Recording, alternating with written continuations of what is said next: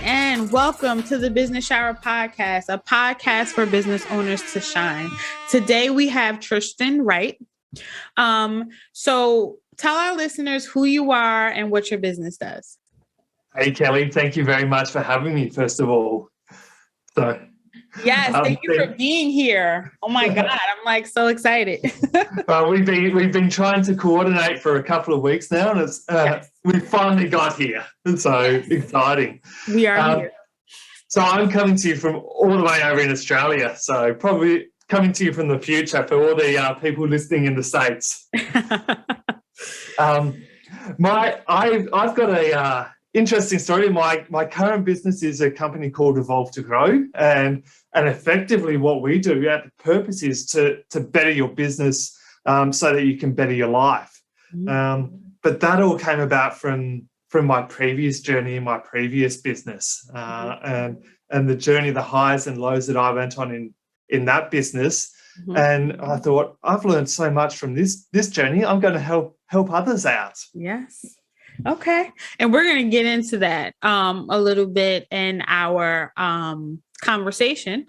So tell us your story and how it shaped you into who you are today. So my background, I studied to be an engineer. I worked as an engineer for a little while, but it wasn't actually what I really enjoyed doing. And I've been a cyclist and a runner all of my life. And one day I was out riding with my friends, and my friends said, "Hey, we need a uniform." And me being me, I said, "Yep, I'll organise the uniform for all of our friends." And off the back of that, I made that uniform. It was a disaster. All the lycra was see-through, and we could see everyone's bum when we were riding, and that's not a good thing. No. No. But I learned a lot, and I realised there was a gap in the market. There was lots of other people that needed cycling clothing, and I thought, I'm going to set up a business, and I did. I set it up from my kitchen table, and kitchen table was the kitchen was tiny, but I would come home from work every night and work until late, growing this business, and all of a sudden I was turning over 300 grand per annum before I'd even left my day job. Wow. But obviously there was lots of costs involved. Yeah, of course. Wasn't making that much profit, but to be able to do that before leaving my day job was pretty cool. I kept on growing the business. I outsourcing as much as possible, getting others to do the work, and built it to a 7-figure business. Wow. But this was when I was in my mid-20s, and when you have lots of success in your mid-20s, you become arrogant, you've got a big ego, and you think, I'm invincible. No one can, I know better than everyone else. And to start with, that was almost the case. But then I had other things impact business, impact life, and I didn't know what to do. So I actually should have gone and got advice and help before all of these issues happened. Being in Australia and our suppliers selling product in US dollars, there was a currency exchange. And in 2014 or 15, there was the Aussie dollar dropped, and all the margin that I had disappeared overnight because I was selling in Australian dollars and buying in US dollars. So that wasn't fun. I would have been able to manage that, but at the same time, my wife at the time came to me and said, "I want a divorce." So 2 big hits. Yeah. And I just stuck my head in the sand. Yeah. Just tried to hide from everything, which is hindsight wasn't the best thing, because 6 months later I woke up from this fog and I was about 200 grand in debt. Oh, not fun. No, that's why I'm like, oh, okay. Yeah. So I was doing really well, and then all of a sudden 200 grand in debt, lost my relationship, lost my marriage, wasn't in a good place. But at the end of the day, I didn't want to go back and get a day job because I still had to pay that debt off. And if I was to get a day job, I'd be still paying that debt off. So because you don't make lots and lots of money in small working for someone else. No.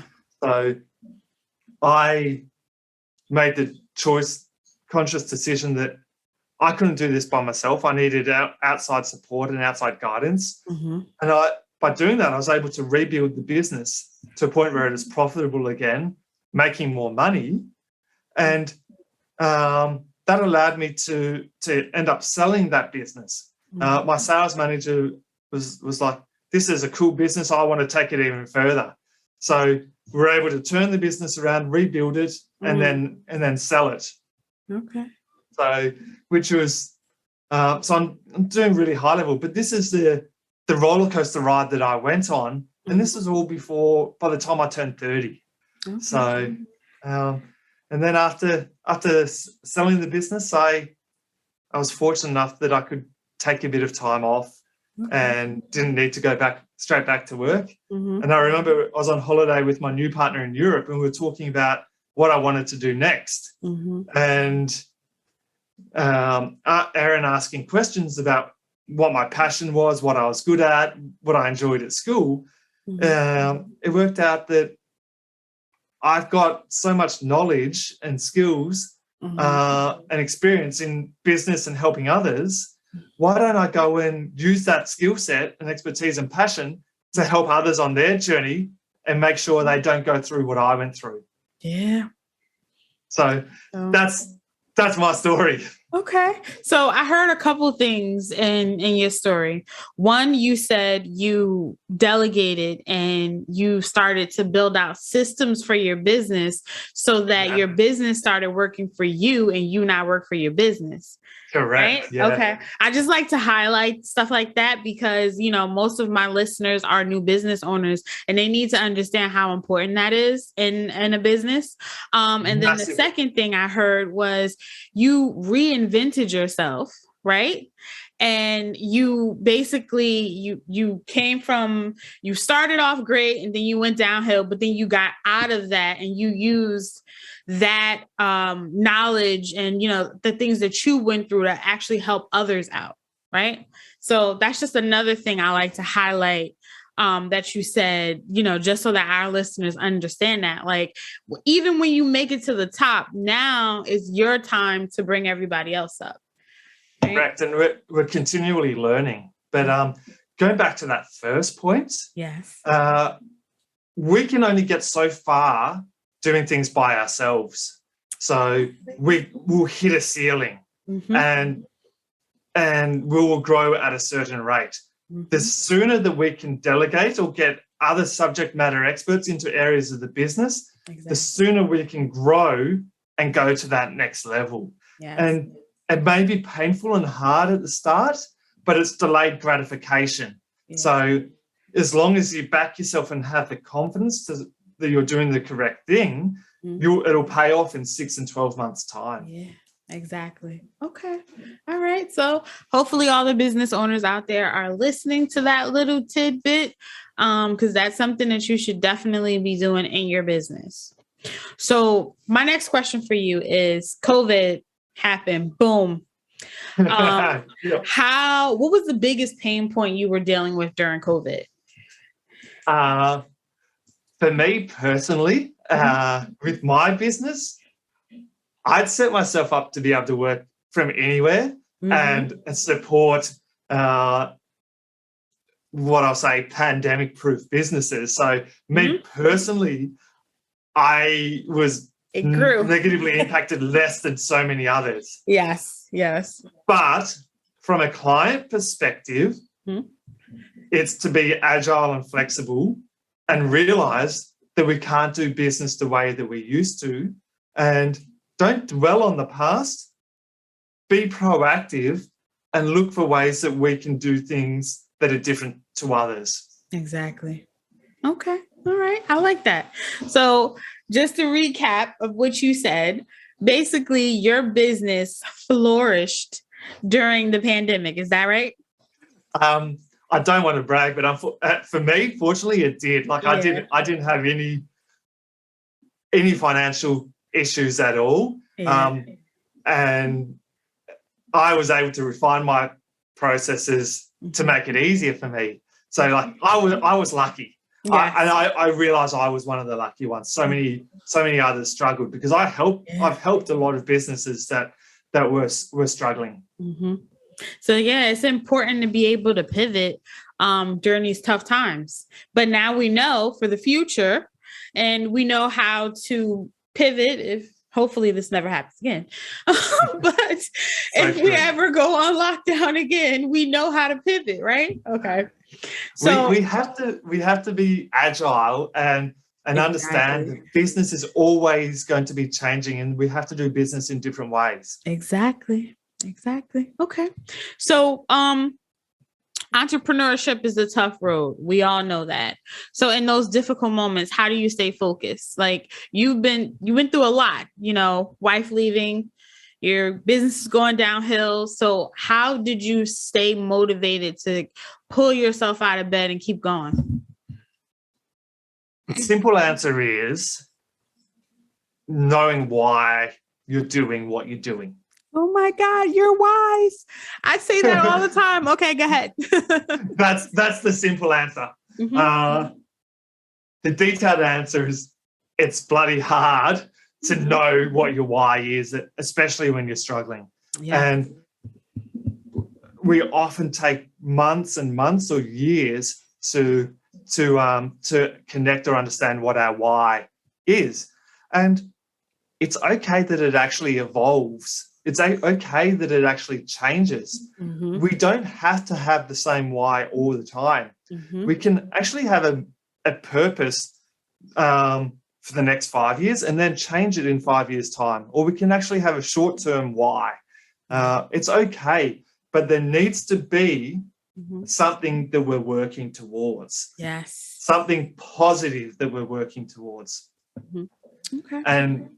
And as long as we've got that in the back of our mind, we can continually make progress. It doesn't matter if it's big progress or little progress. We just need to know that, and this is I'm a big fan of simplifying things. Okay. We need to know that every day the sun will come up. And absolutely. And it is easier to make some progress than no progress. Exactly. It will make our life so much easier. I thought about, I don't know why I thought about Annie. What's that song? The sun will come out tomorrow. I can't sing, but I'm not going to even try because I'm worse than you. Okay, I just thought about that when you said that. Okay. All right, awesome. So my next question is, so we know this is the Business Shower podcast. So are there any free resources that you use or about that could actually help entrepreneurs, maybe with advice, maybe with, helping them learn how to market their business? Is there any tips and tricks you can give them? Oh, I've got lots of free resources that I've created. Okay.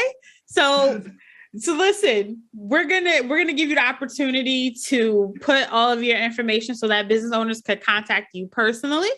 And then I don't know, maybe we should do something on when this episode comes out and just to give away some of those resources. What do you think? Totally. I've got different PDFs and frameworks that I can provide that are like I'll hand them all over. It's all about helping others and paying it forward. Exactly.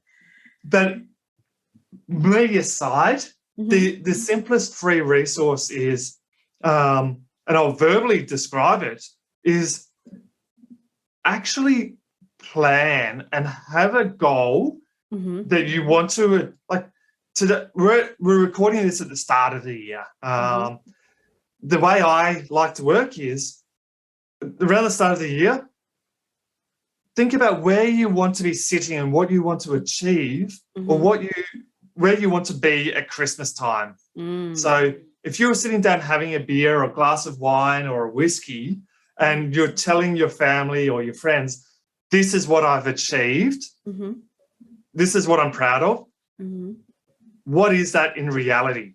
Exactly. So think about that, determine what that is, and then think about the projects that you need to do. Get rid of the rest of the stuff, rest of the white noise, What is it? What are the simplest things that you can do to achieve that? Because we should only focus and think about a couple of things at a time, not everything else. Exactly. You need to say that again for my business partner who is always all over the place. He comes up with these ideas and he just wants to run with it. Work out what the end of the year means to you, if you are happy and you're telling a story about what you've achieved, what are the top 3 or the top 5 things? Exactly. And then focus on them and work on those projects. Yeah. And then if you have other ideas, just think about, are those other ideas going to help you achieve your objectives to celebrate at the end of the year? Yeah. If yes, put them into a project. If no, park them until you've achieved everything else. Okay. All right. I like that. I like that mindset. I'm going to make him listen to this episode. Okay. So as we enter the end of the podcast, I do have some specific questions that I like to ask everyone who comes on the show. So my first question is, if money wasn't an option, would you still do the same thing every day? I would still do the same thing, but not every single day. So what would you do? What would you do? I would exercise more and travel more. Oh, okay. So have you ever been I love to doing the what I do because I help others and I'm helping others to be happy. Yes. But at the same time, I've got to keep restoring my energy too, so I can give back more. Exactly. So have you ever been to the US? I've been to Hawaii. So that is the US, but not mainland. Yeah. So oh my God. I definitely. Is it nice over there? I have never been yet. And that's crazy. Yeah. Hawaii is awesome. So definitely go back. That's all I needed to hear. it's worth going. Okay. So planning on going to mainland soon. My partner loves Disney, so we've got to. She's been to the States a few times and been to Disney a few times, so I've got to go over as well. Disney is a big kid's dream. I'm just going to say that. Yes. Okay. So my last question for you is there anything unique that no one knows about you or your business? Anything unique, or is that? Yeah, unique. Ooh. I like to be an open book. So okay. And by that, I mean, I'm transparent and I don't hide anything. So most of my stories and most of my background can be found on podcasts or on the internet somewhere. So this is a boring answer because I'm all about transparency and honesty. So most of us entrepreneurs, either we were asked this question before or we just tell everything. So we're like an open book. So that's awesome. But it's fine. Okay. So without further ado, let's tell everybody where they can find you. Give them all your handles. I'm also going to put it in the show notes as well. Perfect. So the easiest way to find me is on my website, which is evolvetogrow.com.au, or you can search for me on LinkedIn, Facebook, Instagram under Tristan Wright. So business and personal profiles. I've got a Facebook group called the Business Evolution as well. Yes. All right. Everybody, make sure you join that Facebook group. Let's support him out there. Okay. Do you have any questions for me, Tristan? Not questions, but thanks. Thank you very much for having me. And thank you very much for having many other business owners on here and helping them share their stories. Yes. I just bought a bell that I'm going to start ringing. Yes. I just bought a bell. It hasn't come yet. Amazon is playing with my life. Don't we love deliveries at the moment? They take forever. It's so stressful. All right, everybody. Well, until next time, peace.